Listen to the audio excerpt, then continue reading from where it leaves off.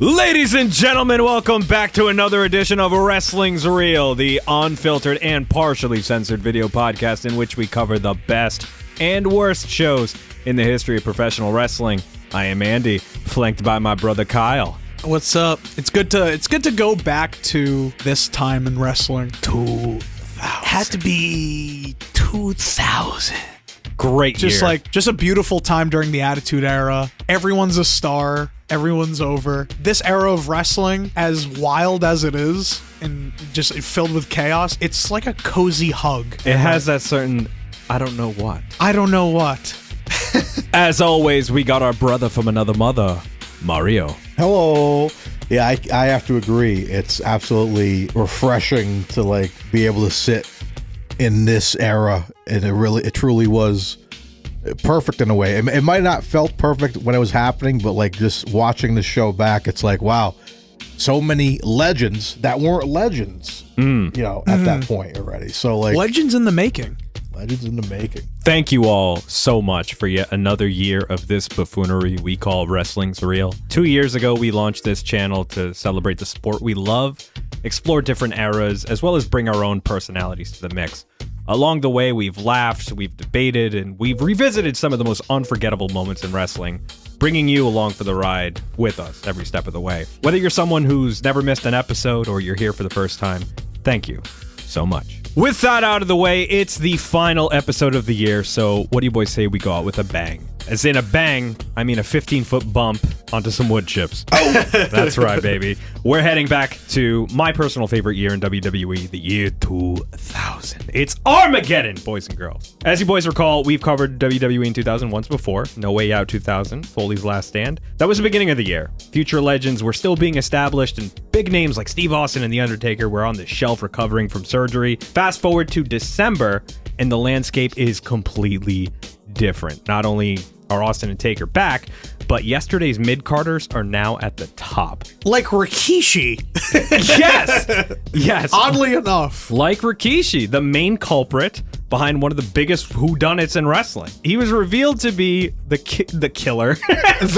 Basically, attempted murderer of Stone Cold Steve Austin. He went from a lovable, dancing babyface to one of the show's biggest villains. He certainly makes his mark in the show's main event, the first and only six-man Hell in a Cell match. This was kind of like the precursor to Elimination Chamber in many ways, where there's six men in a giant cage just going at it. Elimination Chamber was the afterbirth. As Vince would put it. Of Hell in a Cell. That's how I see it, at least. But I never thought about it like that. I don't know. That's how I felt. Afterbirth. This match is solely the entire story of the pay-per-view. It's all, this pay-per-view is all about this Hell in a Cell match. Sadly, this pay-per-view is filler. Yeah. It has a lot of filler, but there's still some good moments we can get out of it, for sure. Hey, fellas, what do you say we get into it? Well, let's do it. Let's do it! December 10th, 2000, WWF presents Armageddon live from the Birmingham Jefferson Civic Center in Sweet Home, Birmingham, Alabama. 465,000 pay-per-view buys. Damn! And this wasn't even a Big Four show. This was Armageddon. Armageddon out of all the pay-per-views. Not to kick WCW when they're down, but Starrcade, the week after this, did a mere 50,000 buys. And that's their WrestleMania. Oh. Ooh. This decaying corpse. You guys remember this being Sweet Home Alabama, right? They used Sweet Home Alabama. Could they not afford to keep it in the DVD copy? Right. What was the real song? It was Sweet Home Alabama, but had to be. On the pay-per-view poster, it says, "Lord, I'm coming home to you." Yeah, and because you hear this copywritten Mixcraft tune, it's the chords of Sweet Home Alabama. Yeah. But I remember it being Sweet Home Alabama. It just stuck out like a sore thumb because, of course, they play it after every match. You know how you're it's brutal. All the time. It's clearly a ripoff. Fucking cheeseball. But somebody help me out in the comments. Was it for a shoot? Sweet Home Alabama. It's gonna make me feel a lot better. Good. On the call, we got the soundtrack to the Attitude Era. Good old JR and Jerry, the Kinky King Lawler. The goats. These two did an incredible job setting the stage and selling the sheer danger of Hell in a Cell. Going into this show, Vince McMahon in storyline did not want this Hell in a Cell match to happen. All of his top stars in a dangerous match, not only his assets will be just gone. Not that he cares about their well-being, it's a financial liability. Yeah. To be fair, that's all his main event talent in a barbaric afterbirth match. I don't know. I am so stuck on that promo. We'll get to it later. But like, it's a weird promo. There are so many Vince-isms. The on-screen commissioner, Mick Foley's back is against the wall. On Sunday Night Heat prior to the show, Mick promised that if someone were to get injured tonight, he would resign as WWF commissioner. He didn't want to be held accountable. It adds... But wasn't it his idea? It was his idea, but like his back was against the wall. Okay, with Vince breathing down his neck, it just adds so much drama. There is, yeah. And it makes for one of the most compelling main events of the Attitude Era. I miss having these characters on screen and really giving it their all, and Vince especially. As much as we shit on him, no pun intended. He might like it. He actually does like that. He is like the best villain in like pro wrestling history. I can't disagree. And speak of the devil, Vince makes his arrival, and regardless of Foley's announcement, Vince assures that this Hell in a Cell match ain't happening. Well, Pat like runs towards the limo. He's like, I want to do it. I'm doing it first. They're like two kids trying to get mom's attention. Well, he thought a ring boy was going to come out of there, but unfortunately, come on, Kyle, keep that in. I'm keeping it in. That's real. I'll keep it in. That actually happened. It did happen, but we don't like to talk about that. Yeah, we'll just ignore that. Sure. Yeah. Vince hobbles by a truck filled with sawdust. Nice foreshadowing. That's an MCU Easter egg. That is an MCU Easter egg. That's like seeing Howard the Duck in the background. And What's the other brain thinking about now? Something having a lot of fun, and it's involving sex. Growth. Our opening contest is a 6-person elimination tag match. The Hardy Boys and Lita take on the Radicalz, Eddie Guerrero, Perry Saturn, and Dean Malenko. Hell yeah. The feud between Team Xtreme and the Radicalz is quite funny. It is hilarious. Like, as a fan, I'm already sold on the match just because, like, it's the Hardy Boys and Lita versus the Radicalz. Holy shit, this is awesome. But again, another Vince-ism where you have to make the pro wrestler, the boring pro wrestler, this over-the-top heel. It's hilarious to watch. It's so funny. Dean Malenko is madly in love with Lita. Oh, dude, he's like Roger Moore. Roger Moore has more riz than this Dean was Malenko. all of us. True. True. Because, man, I have a very vivid memory. I have in my notes here, that hotel scene. And, of course, it was in the middle of the night. And my mom used to work night shift. So she would go out at 9 o'clock at night. Oh, so she saw you watch. So, of course, that's the classic like wrestling thing back in the day where they would walk in at the most sexual time. Oh, my God. Something embarrassing is happening. Off her fucking, she's like, what are you watching? I'm like, it's wrestling. Wrestling, I swear to God. I swear to God. For weeks, Malenko was a dirty flirt to Miss Dumas. He challenged her to a match on Raw, and if he won, Lita would have to go on a date with him.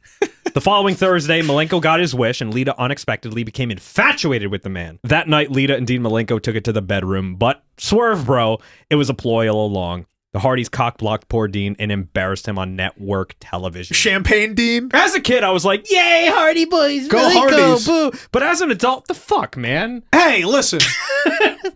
Dean's kind of like a piece of shit, though. He is. He's married. He is committing adultery, but at the same time, it's like, come on. Get your nut, bro. It's Lita. It's Lita. I understand. Champagne, Dean? What?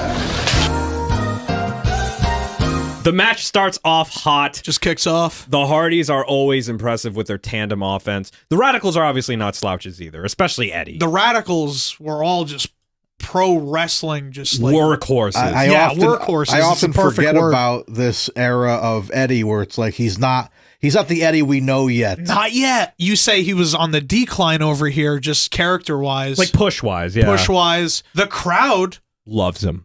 Well, no, they hate him. Well, you know what I mean. Like, they love to hate him. Yeah, no, like, he is the biggest heel in this match, but this story's about Dean Malenko and Lita. Exactly. But the crowd is booing Eddie the most out of all of them. And Eddie, dude. And Eddie's just standing on the apron. Dude. And they're booing the living shit out of him. And credit to Eddie, dude. Eddie was bumping his ass off. Yeah. Eddie's eliminated thanks to a Twist of Fate Swanton combo. Jeff is the fucking coolest. He is. Anything he does is just like, it's art, the way how he moves. During this time, he was my favorite wrestler, him and Kane. Unfortunately for you, Kyle, Jeff is eliminated with a poetry in motion attempt into a Death Valley driver. Which is fucking blasphemous, because how do you not, like, give him more time at least? Saturn eats a fat Twist of Fate, and he's eliminated. Malenko rolls up Matt Hardy, and it's down to 1v1. It's down to Lita and the very blue ball Dean Malenko. The crowd obviously is on Lita's side. They want to see her win. They want her to overcome this sex pest. Lita shows no mercy here. She showcases her athleticism and gets some really near falls on classic Dean. moonsault. However, she's ultimately no match for the technician. Malenko fucks her up. Like pulls her hair and shit. And gives her some stiff clotheslines shots. her all the time. It's really hard to watch. Lita falls victim to the Texas Cloverleaf, and the Radicalz win the bout. Makes sense. Solid opener here, boys. Does that make sense? Yes, it does, Nate. I wish the match was longer, honestly. I wish they gave Jeff and Matt more time. It was just a little appetizing. But I understand it's mostly about Dean and Lita. Yeah. So and though the Radicalz came out on top, Team Xtreme looked super strong in defeat, especially Lita. She hung in there with an absolute fucking workhorse and showed a lot of perseverance. Shouts out Lita, man. Shouts out Lita. Shouts out everybody involved in this match. Backstage, WWF champion Kurt Angle is preparing for his Hell in a Cell match later in the night. Lillian Garcia tries to get a word with Angle, and Kurt is in top form. He asks Lillian if she's Bulgarian or if she knows any Bulgarians. Well, Kurt does. As a matter of fact, he's beaten Bulgarians, Czechoslovakians, Turks. I beat Turks. Decepticons. Decepticons. Insecticons. Primals. Constructicons, even. And every robot you can possibly think of to win these prestigious medals around his comically large neck. He ain't sweating Triple H, Rock, Rikishi, Austin, or Undertaker. Or in his words, what did he say, Kyle? A fat ass.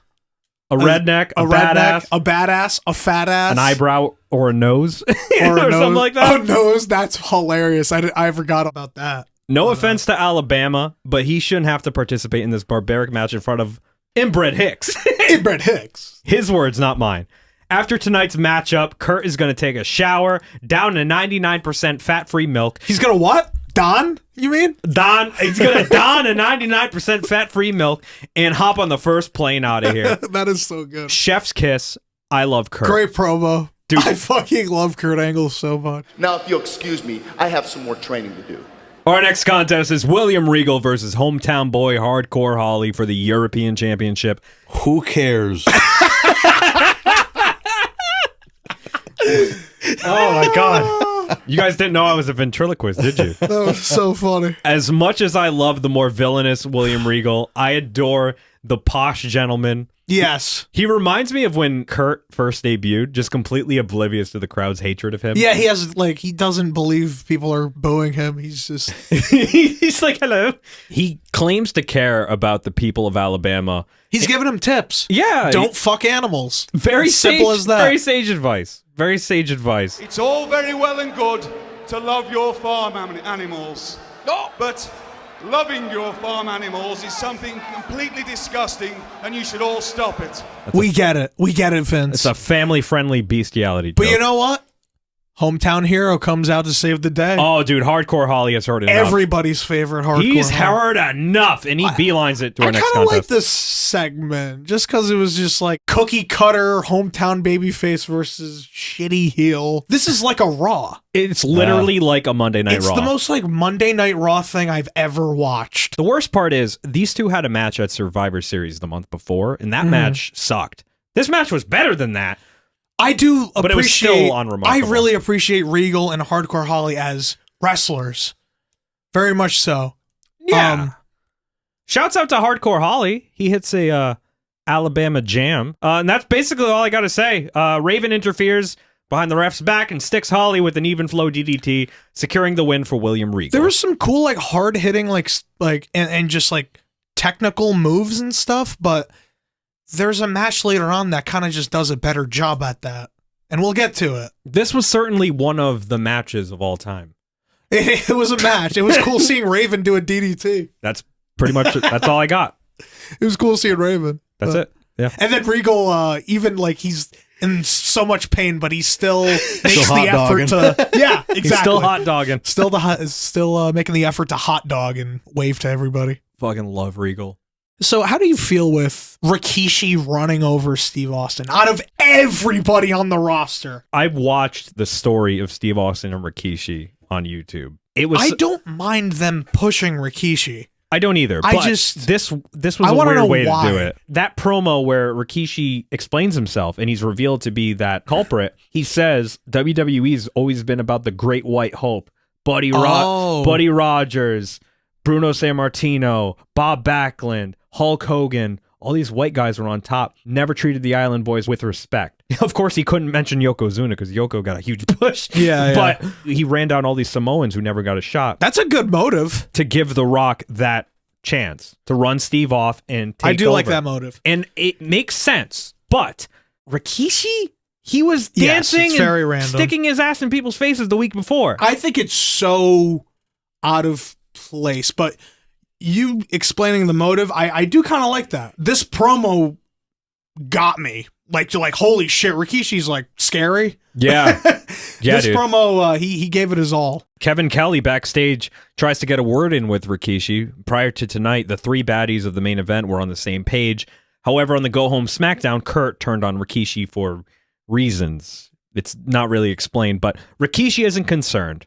We have no time to explain. Rikishi said he's willing to sacrifice anything and everything for the WWF Championship. Any man that tries to stop me from becoming the WWF champion will find out exactly what I'm willing to sacrifice.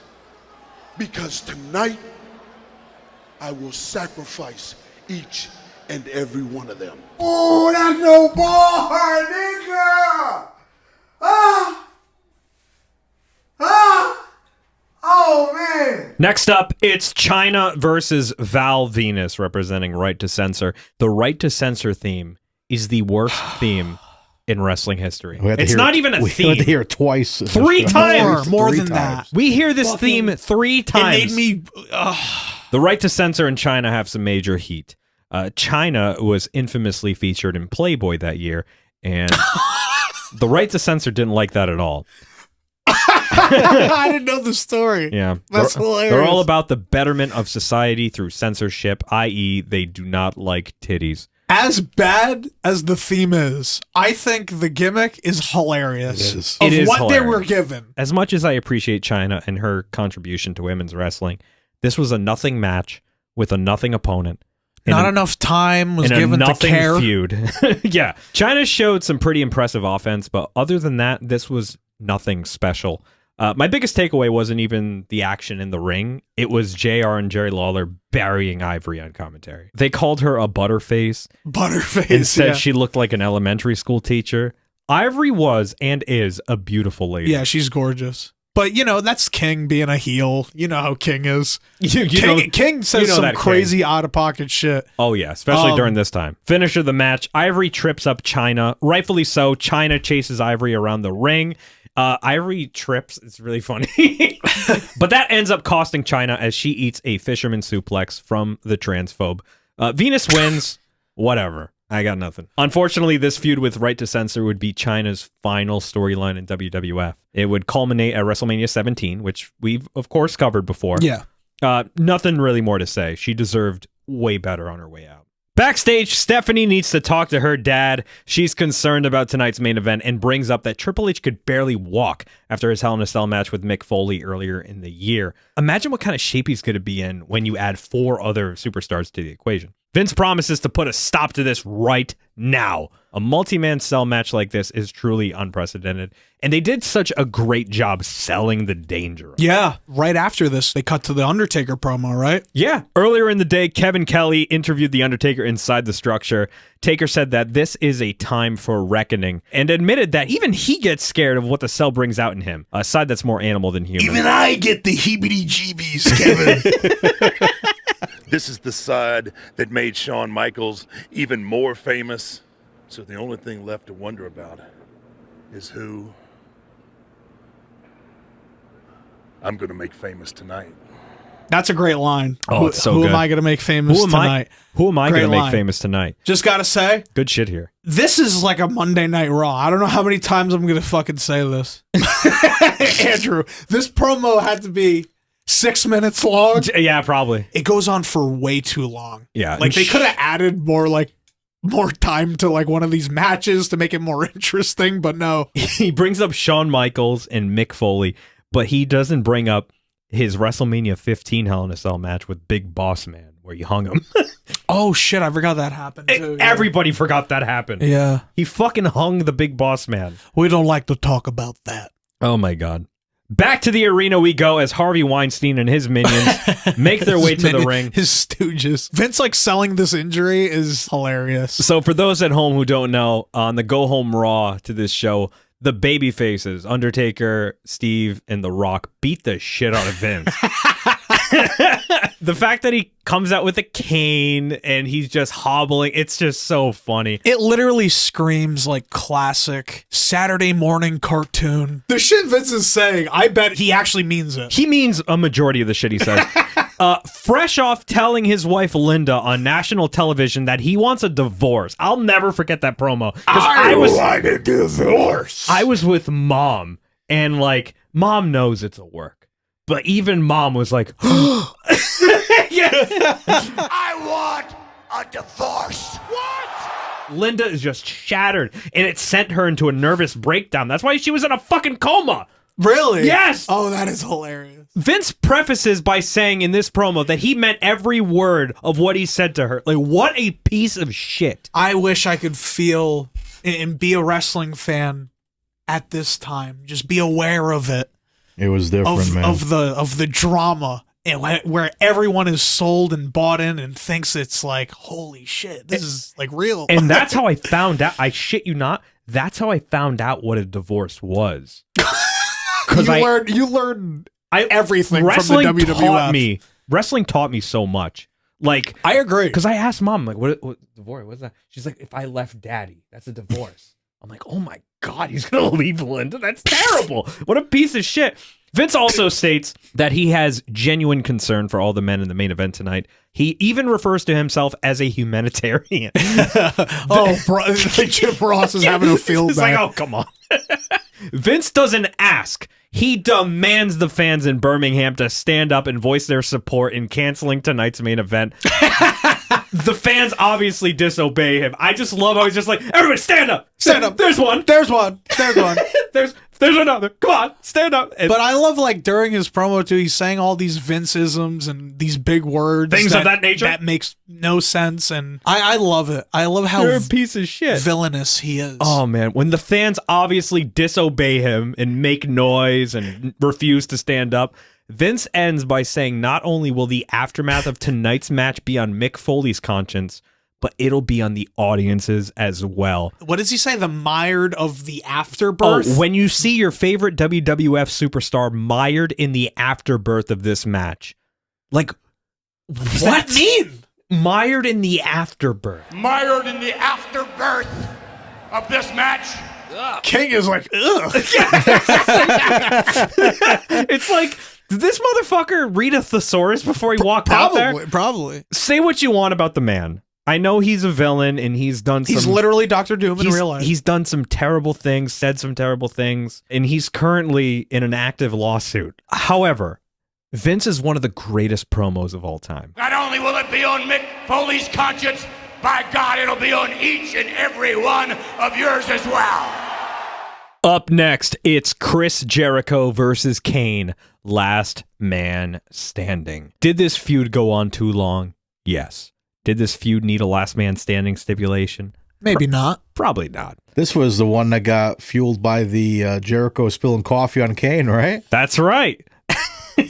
I've done that to Andrew many times. When a man spills coffee on you, what are you supposed to do, right? Have a last man standing match, clearly. Both men make their way to the ring. Kane is built like a brick shithouse. This is peak Kane. Oh, yeah. The coolest. He's the coolest looking wrestler. It's fucking huge. Can't tell me no different. No, I 100% agree. Jericho makes his way to the ring, but Kane is having none of it.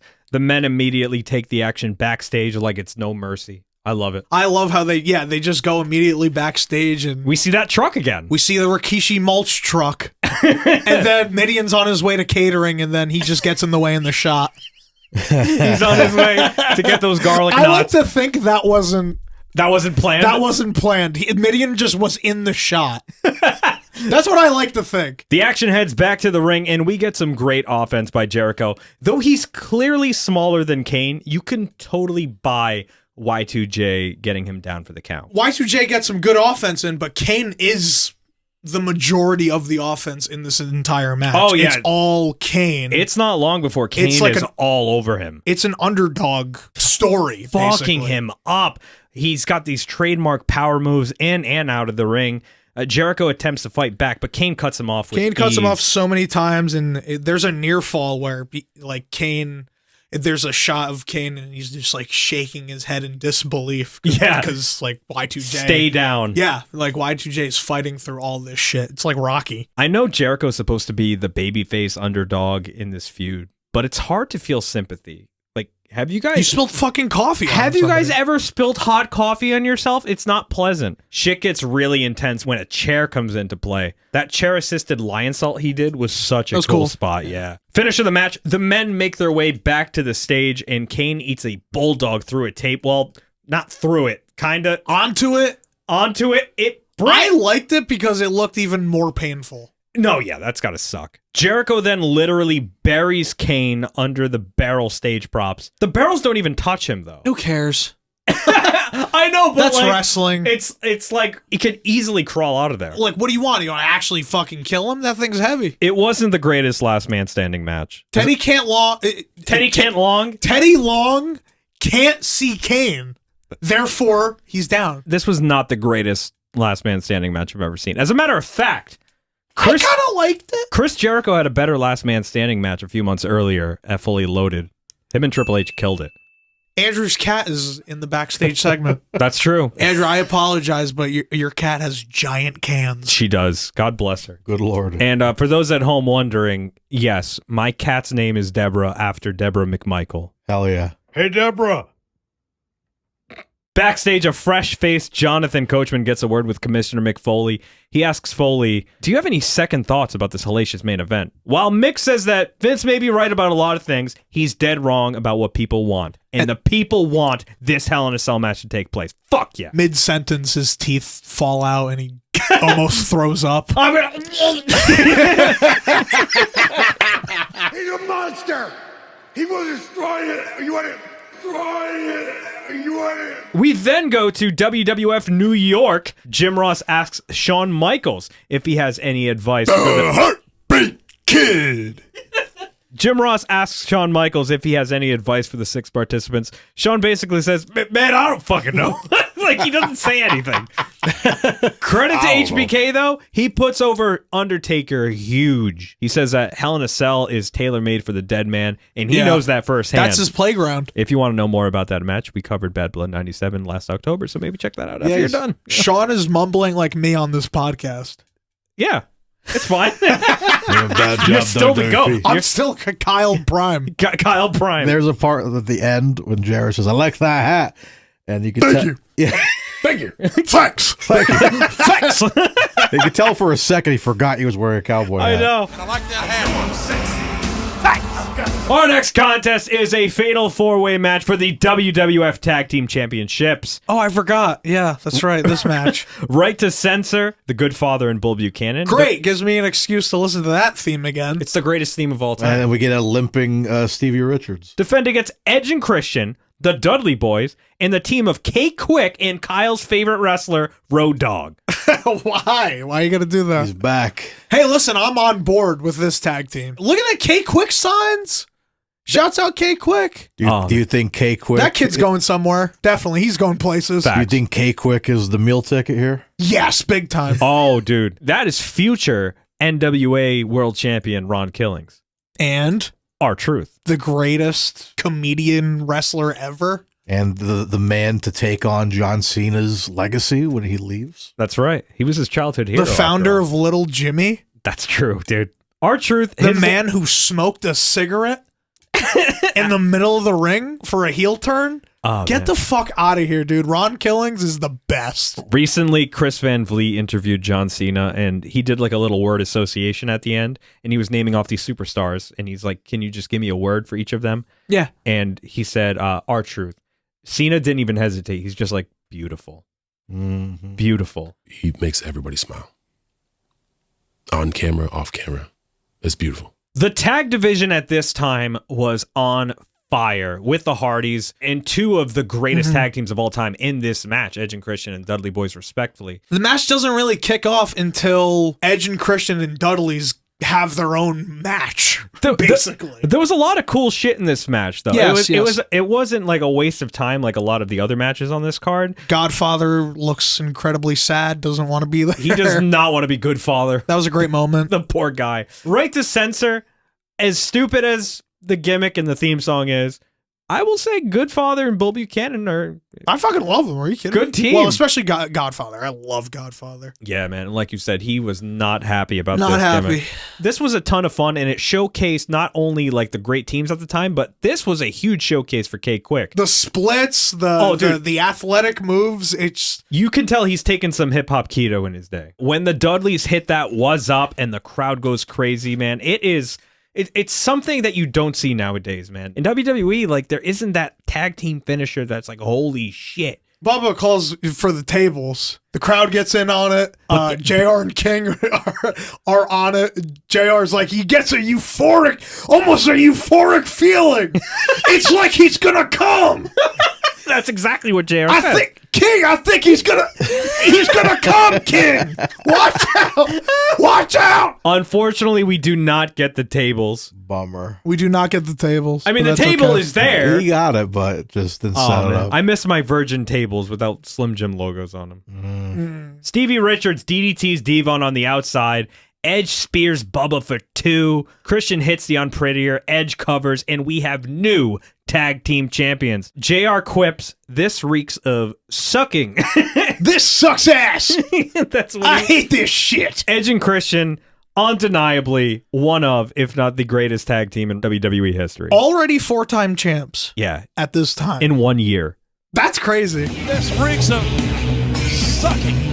Backstage, as Triple H gears up for his main event, Stephanie tries to talk him out of Hell in a Cell. She can't let her husband suffer the physical and mental anguish. Hunter says the WWF title is the most important thing in the world to him. Saying it right in front of her face, looking into her eyes. And saying Now, that. Mario, you've been married longer than me. Mm-hmm. Is telling your wife to her face that something other than her is the most important thing in your life a bad idea? That is probably the worst kind of booking you could do for yourself, kid. Do not, under any sort, you could. There's several great things happening in the world, but when you get married, that is the greatest day of your life, whether you think so or not. It's overrated. I'm 2 months in, so I'm not an expert. Kelly, the WWF Championship is the most important thing in the world to me. The WWF Championship is the most important thing in my life. There it is. See? There it is. Up next, the Intercontinental Championship is on the line. It's name and address withheld versus the one Billy Gunn. No offense to the man, but this iteration of Billy Gunn is ass. No, no pun intended. That's what we want. Kyle, how can you cheer for someone whose gimmick is look how fucking awesome I am? Does he not look fucking awesome, Mario? Yeah, I think he looks great. Thank you. And the fucking nerve of Jim Ross to say that Billy Gunn is the best athlete in the WWF. You tell me, buddy, who is? Kurt Angle. Okay. Yeah, fuck right off. I don't like how JR and King are like shitting on Billy. Billy's like earrings.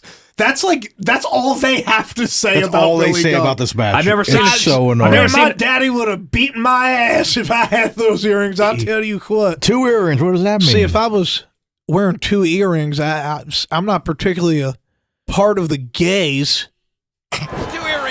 Billy looks good in the early stages of this match, but Name and address withheld. is just relentless. He proceeds to fuck up Billy Gunn's knee. Anytime Billy Gunn goes for some offense, Withheld. cuts that shit off real quick. I don't want to say this was a squash, but this match didn't do Billy Gunn any favors. No. Withheld. Just chops Gunn down with drop kicks, a dragon screw, a figure 4, rolling Germans, you name it. Surely the one will come out on top. He's the best athlete in the WWF, after all. And IC champion. so. Billy Gunn isn't even the best athlete in this match. There's not like much shine he gets in this match. Name and address withheld. He just kills him. After some solid back and forth, Billy Gunn tries to squeak by with a small package, but ultimately falls victim to the crippler crossface. The one taps out, and we have a new Intercontinental Champion. Decent match. It was fine. It was But fine. I- But at this point of the pay-per-view, I'm like, can we just cut to the main event here? Yeah, at this point, I'm starting to get fatigued. I thought it was fine. I mean, Name Redacted is, has some bangers in his career, but yeah, I was excited to see Billy Gunn like for a shoot, but then I was like, oh, this is like not like really a exciting time for Billy Gunn. Considering that both men were pretty much in their prime, I was expecting a lot more. But yeah, it was decent. What the fuck is going on here? What the hell are you going to do, Austin? You're in a Hell in a Cell match with 5 other men. What the hell is going on? Backstage, Mario was talking to Steve Austin. I mean, Mario's damn talking it. to JR. I meant to say JR's talking to Mario. Fuck, I fucked it up. Great Austin promo. I love bearded Austin. I feel like he should have kept this look for a little bit. Yeah. A rugged Steve Austin. Very rugged. Like he hasn't shaved his face in a few days in Red Dead. You know what I mean? Yeah, for sure. It's great. And I love that they really showed the friendship between Jim Ross and Austin. Even how like badass and serious Steve is. He's showing, I'm nervous about this match. Like he is. It's his first Hell in a Cell match. Yeah, so he doesn't know what is going to happen in this match. Like his life is on the line here. Stone Cold Steve Austin wants to get the match started, whip somebody's ass, and that's all I got to say about that. WWF Women's Champion Ivory defends her title in a triple threat against Molly Holly, the third and Trish. Time listening to Right to Censor. Yeah. It's awful. Yeah. It's the most annoying. Imagine being there live. I'd run. But yeah, like you said, Kyle, this was a nothing match. The girls did not get any time. They got, 2 minutes probably? Got just a little bit. But you know what? I can't really shit on this pay-per-view that much because they did feature Chyna and Lita, and Ivory had a couple moments. She had 2 segments. We are so far removed from this era of 2-minute women's matches. I'm so happy that the girls nowadays get a chance to shine. Sometimes they have better matches than the guys. That's true. For the most part, yeah. That's true. Ivory throws Molly Holly out of the ring and squeaks a victory by pinning Trish, retaining her title. That's it. That's it, man. At the end of the match, TNA comes out, and then hell yeah, Tess and Albert, followed by the Acolytes, the Acolyte Protection Agency. Huge reaction. Oh, and Bradshaw's wearing my favorite wrestling shirt of all time. Always pounding ass. Always pounding ass. That's great. He loves pounding ass. I love how TNA have their own APA shirts. It's so funny because they were written off from an injury. Big pop for the return. The Acolytes are back and better than ever looking like. So, hell yeah, this tag division's crazy. So good. But the match, Mario, did you have anything to say about this match? I'm sorry. No. End it. Are you prepared? Are you prepared? Our final interview segment of the night, The Rock. And what more can you say? That crowd, man. There is not a reaction nowadays to a backstage promo. When you see a wrestler just cut a promo, just a reaction from the crowd like this, where everyone's holding up a sign of this wrestler. Everyone's just going crazy, where they have to cut the camera to the crowd multiple times. It's wild. This Rock is God status. The Rock is gonna sweat. The Rock is gonna bleed. And just as sure as The Rock has earned the right and paid the price to stand before you tonight to say The Rock will whip all their candy asses. And you know what, Andrew? I had like a conversation, this was years ago, with like a couple friends. Ian and Cam were like huge fans of like Fast Five Rock, movie star Rock. And they were arguing like he's a bigger star now than he was back then. And I instantly cut in like, motherfucker, you don't understand. This was before they were into wrestling. So motherfucker, you don't understand. Just show him this promo. How over this man was. How God status this man was. The reason why we know The Rock from today is because he had a character like this to make him popular. Yes. There will never be another promo like him. And as much as I love heel Vince on the mic, as much as I love Austin on the mic, Rock he had a way of just taking those people into the palm of his hand. If you smell what The Rock is cooking. Dude, can we talk about this video package? Of course we can. What is this, a Spider-Man 4 fan-made trailer with Jim Carrey as Carnage? Because I'm hearing O Fortuna as this video package. Like, greatest trailer music ever. It is. And no, Mario. That killed not Mario. Bib Fortuna. O Fortuna. O Fortuna, not Bib Fortuna. Oh, Fortuna. There will be hell taking place inside that cell until there is one WWF champion. This is a war. It's main event time, boys. A 6-way Hell in a Cell match for the WWF Championship. Kurt Angle defends against Triple H, Rikishi, The Undertaker, The Rock, and Stone Cold Steve Austin. This is legitimately one of the most star-studded main events in history. Steve always comes out last. He's got to. He's not even the champion. He came out last. It kicks off the match. Oh, dude, no formal start to the match. Austin jumps Kurt, and we are underway. All the men pair off into their own little feud. So Austin versus Triple H, Rock versus Rikishi, Taker versus Kurt. It's just a big clusterfuck. Random nitpick that I thought was really funny. Earlier in the night, Undertaker was with Kevin Kelly, and he was talking all this shit. The cell brings out a different side of me, more animal than human. Mm-hmm. In the first minute of the match, Taker hits Kurt with a basic punch and goes for a cover. goes against like everything he was talking about. You know, it's a side that's almost more animal than it is human. You understand why they're all beating the fuck out of each other? Because there were hit and runs taking place. There were attempted murders, bulldozer crushing a man's car. Yes. Getting choke slammed through tables. There's a lot of bad blood happening. I would say. Dude, Rock is so unbelievably over. Anytime he's... Any offense, crowd is on fire. Steve Austin is also so unbelievably over. The Luthez press gets the biggest pop of the night so far. The crowd nearly blows the roof off the building in this match. It's insane.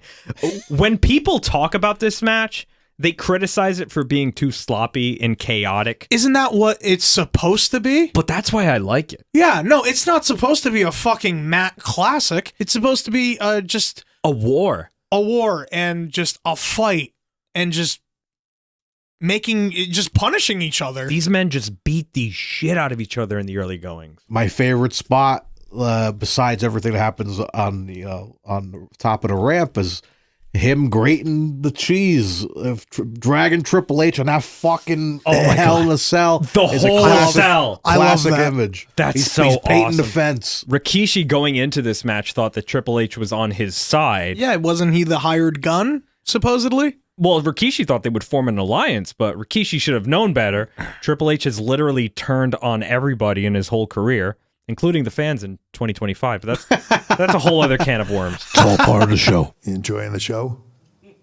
All part of the show, man. A wild Vince McMahon. Speaking of clusterfuck. A wild Vince McMahon and his minions appear, backing into the arena on a flatbed that we saw earlier in the night. Vince demands that this whole thing is coming down. Kingpin and his goons. coming down the ring. What was his intention? Is for them to take apart the cage and put it in the back of the truck? I don't know. Pull it. Just pull it. Like, ring and all. Vince is so hilarious here. He's shouting like this villainous NPC dialogue. Bring the whole cage down. This whole thing's coming down. This whole thing's coming down, damn it. It's going back to Connecticut. That's what he said. I'm going to take this cage back to Connecticut. Like, what? Imagine he was dragging it like on the highway, like the safes in Fast and Furious. I'm usually against like a run-in on the main event, but I love this so much. Me too. Because the whole match is like chaos. It's not long before the commissioner, Mick Foley, saves the day. Mick Foley saved the day. I love it. I love how the authority figures are like duking it out. It's so funny, and Foley's just like, Vince owns the place, but he has no authority. He signs his paycheck. He has yet to have the authority because Mick Foley, he runs Raw? Yeah. That's it? Well, and SmackDown. It's SmackDown? Okay. Yeah, he's a commissioner. He can make matches. That's all he so can do. He can kick Vince out of the building. He could if he wanted to. He could I very love much it. do I love that. how he just has that power. It's wrestling logic from 2000. It's the best. To settle it, Mick Foley punches Pat and Gerald, the fucking stooges. McMahon gets carried away by security, and it's sports entertainment at its finest. It is. It really is. This is not over. Bam! The cell door comes off, and the boys bolt out of there. This match is non-stop chaos. They make it to the stage, and on the stage, they have all these like junk cars and like all these industrial equipment. Yeah. It is wild, dude. There's some crazy shit where... And this is the best Austin spot here where I had a mini panic attack because I was like, I hope that camera was on because I want to see that POV. And then they wait like 5 minutes later, and we see it, and it just Austin was a fucking G. He knew exactly where to put that camera because it goes right into Triple H, and it is the It was a great shot. It's a great shot. Ever. All of them make their way to the stage, and they start doing these crazy spots. Austin goes through a fucking windshield. I wasn't expecting that because I thought the match was already at chaos, and then like just out of nowhere, Triple H just throws him in the fucking car window. That's real glass. Cry me a river. I was telling Mario this earlier. It's not a nitpick, but I just find it very funny how the whole night they're saying, oh, the cell is this dangerous weapon. This cell match has shortened careers, blah, blah, blah. Yeah. They spend like 10 minutes fighting on the stage. They don't even use the cell. I think they're just, no, I understand that. But it just adds more diversity and just I mean, they made chaos it, to they the just, match. You know, it's like Hell in a Cell was its own thing, and I feel like doing it like this, it made it its own because you're like, holy shit, like you think, we still get the amazing cage moments that you want. We see him on the roof, and then you see someone get tossed down. Spoilers for later in the match. They kind of give it all. I think it also makes sense because, you know, the truck broke the door. They're loose. All hell breaks loose. Exactly. No one's going to control these monsters. But what's a cell match without climbing the cell? This gives me anxiety every single time. I believe it starts with Triple H and Austin. They climb the cell, and we even get a nice little shot of Triple H's ass crack. Decent chick pop at the time. Oh yeah, big time. Shouts out the gays too. Don't want to leave out the gays. Don't want to leave out the homies. Kurt makes his way up. Then Taker makes his way up. All of them. Except not for The Rock. He's probably afraid. Rock of doesn't want to risk that. He needs to film Scorpion King. When Alicia was watching this with me, my wife, she's like, "There's no shot Rikishi goes up there, right?" And I'm like, "Oh, funny you say that, honey." Rikishi's there. Rikishi, 424 pounds. Rikishi makes his way up, and you know shit is going to go down. I'm watching this, and I'm thinking, man, these people. Someone's going to go through the cell. When I was watching at the time, I thought Rikishi was going through the cell. I was like, this is... Through? Yeah. That's how he dies. We do not get a spot through the cell, but we do get a hell of a spot a little later on. Rikishi attacks Taker with a chair while he's down, goes after Kurt, but Kurt's a little puss. Kurt's a little chicken shit. He's just going to climb back down. He's a little chicken snack. Rikishi and Taker come to blows at the edge, and you know what's going to happen, boys and girls. Jim Ross is off a beam. Rikishi really? Rikishi really? Oh, get away! It's Rikishi on the edge. Rikishi is making me edge. He's gonna make me come. There are so many times I'm home alone by myself in a room alone, screaming on JR, saying that he's gonna come, like just like all sexual stuff. Oh my God! I think I'm gonna come, King. Jim Ross is going nuts, and it looks like Undertaker is gonna make Rikishi famous. Oh, fuck yeah, he is.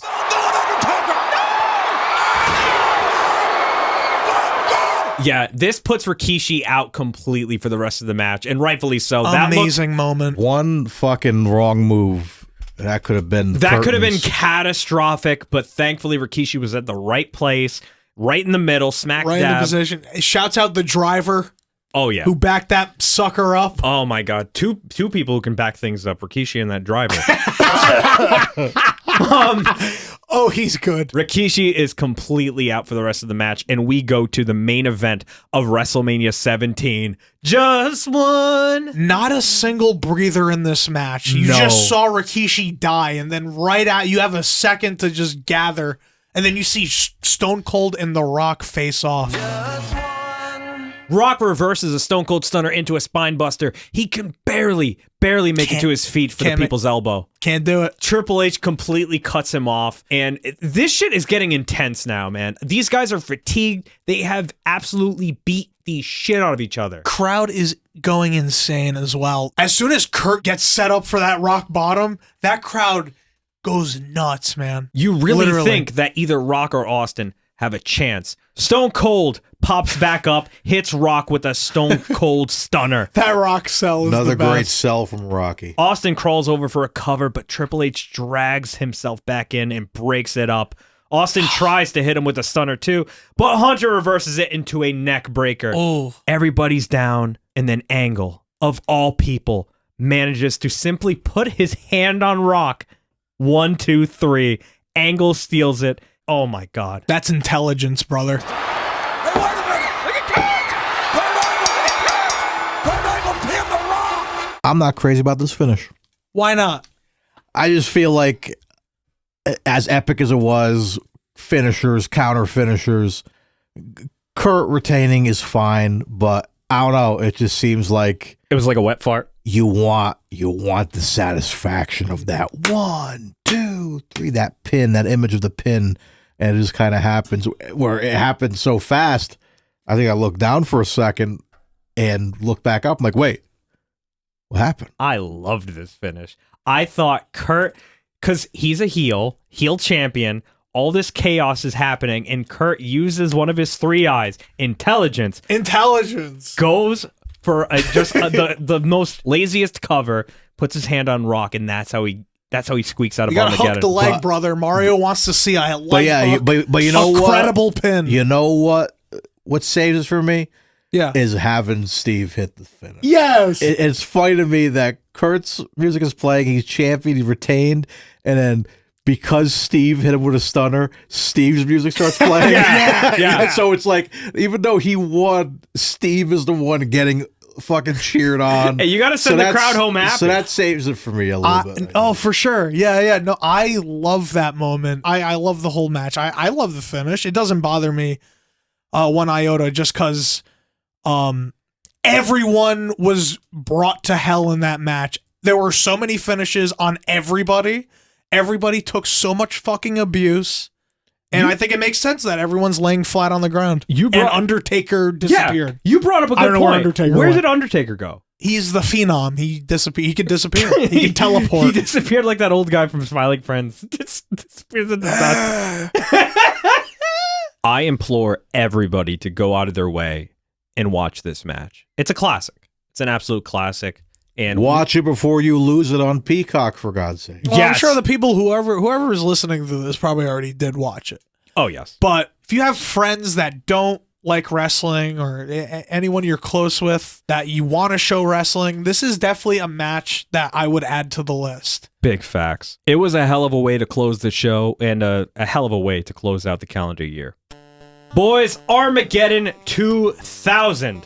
The show as a whole, it was an episode of Raw. It was mostly filler, but it's okay. The last match made up for it. The last match totally made up for it, and I'm happy I watched the show just to watch the main event again, because I had feelings of when I was a kid again, watching that, and watching Rikishi fall off the top, and it really brought me back to that time, and I love this time. It was fine. If I was to give it a letter rating, I don't know, C+. That's about right. I'd also give it a C+. It wasn't. But I think to write that home main about. event, again, seeing that card is huge, looking at it today. And I think it was a nice kind of way to, cap off the year. It's like all the superstars we've talked about throughout the year kind of like together. It's all our favorites in there for the most part. Not only the superstardom, but seeing the ultimate villain that Vince McMahon is. Yes. And just how entertaining that is. And you know what? With recent like WWE, I've come to appreciate more of the ridiculous and dramatic, over the top, non-pro wrestling things. Cartoon villain Vince. I love it. Getting his comeuppance. It's so much fun. Boys, we look to the future, and we look to another road to WrestleMania. That's right. 2026, Wrestling's Real is gonna relive the road to WrestleMania 31. I know Kyle's been looking forward to it. This was the time of wrestling where I was like 200% invested into everything. Same. Watching every week, nonstop, keeping up with literally everything. It's going to be a fucking hell of a marathon, and reliving that Roman babyface run is going to be a blast. I can assure you. Happy holidays to all of you and your loved ones. We love you. Remember that. And also remember that wrestling is real. Happy New Year. Happy holidays, boys.